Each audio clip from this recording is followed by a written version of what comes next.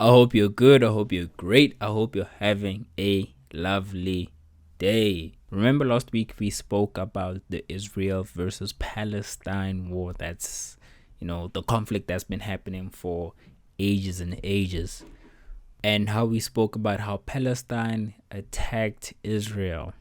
So Israel responded by cutting off the little state of Gaza off from electricity, food supply, water, fuel, and even medical supplies. Right now, Gaza is on its own. It's like its own little island right now, all because of a group called Hamas. And this Hamas group, essentially a political party.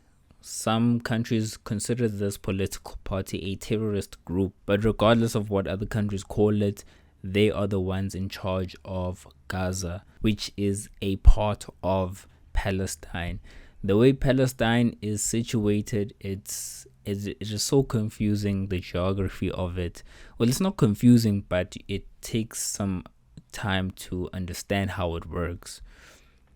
So I'm going to try explain it the best way I can. Actually, imagine South Africa, and we all know Eswatini and Lesotho are in South Africa, but they are not a part of South Africa. Imagine if Gaza is Eswatini and the West Bank is Lesotho, but the fact that they're separated, they're still considered one country. It's something along those lines. You'd have to look at a map to understand how it works, but that's how it's situated right now. So I hope I'm making sense when I explain it like that.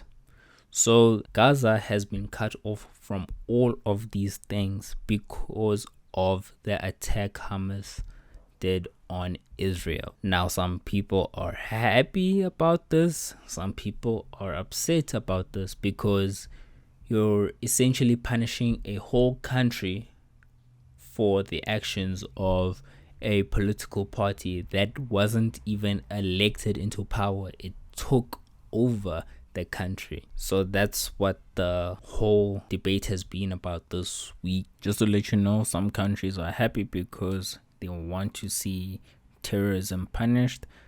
Other countries are unhappy because they feel like Israel is taking the punishment too far, or punishing the wrong people, or punishing Palestine in the wrong way. As for my opinions on the matter, don't know what to think, how to think, or what to make of this, because it is so hard to say one group should do this, one group should do that, and I understand it's a whole thing that people were hurt, but I don't know if cutting off people, innocent people who are not even involved in the slightest, are to blame for this.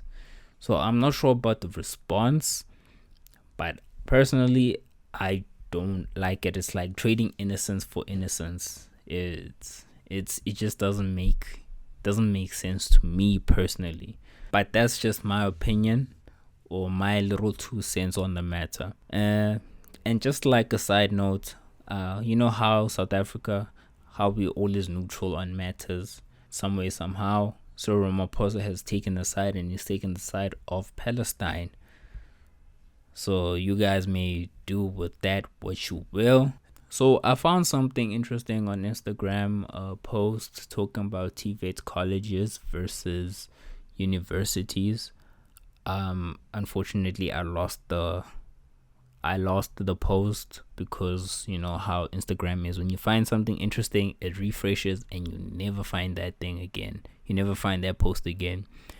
So what I did was try to remember it as much as I could, or remember the facts that it was stating or speaking about, rather. And this podcast, yes, it's a news podcast, but most of you may know that I do have a passion for trying to get people into work, or trying to get people jobs and so forth. So with all of that being said, I'm here to make you guys aware of TVET Collages and how they could actually help you be better instead of going to university. This is mostly for grade 11s and grade 12s.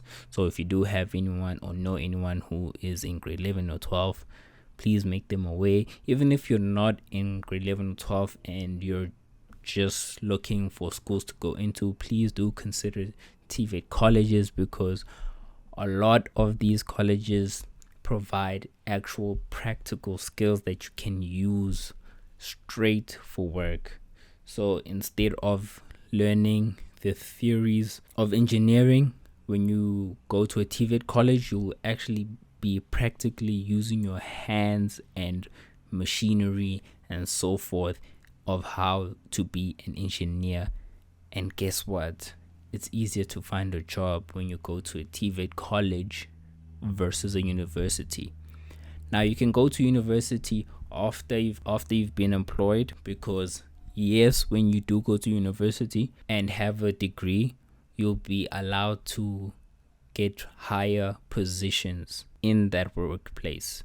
So guys, I'm not saying one is better than the other.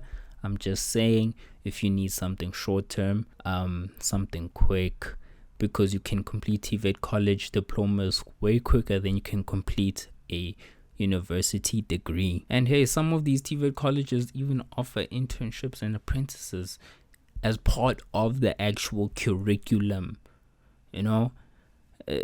so I don't see what the downside is for these TVET colleges, except for the fact that you get a diploma after, but you can get a degree while you're working.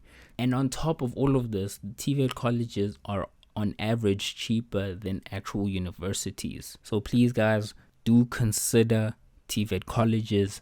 They are very useful and they are easy to get into, because they are not as jam-packed as going to a normal university. So do look into them because they are useful. And I am concluding the podcast now. Do not forget to vote for me for Mr. South Africa. Please come through to Vodacom World on the 11th of November. Please, please, please. I would love to see everyone that supported me throughout this whole journey at the finals. But anyways guys, this was a short podcast because there hasn't been too much news this week, so I do have to leave you here. Arrivederci, and until next time, this has been Lefataleni signing out.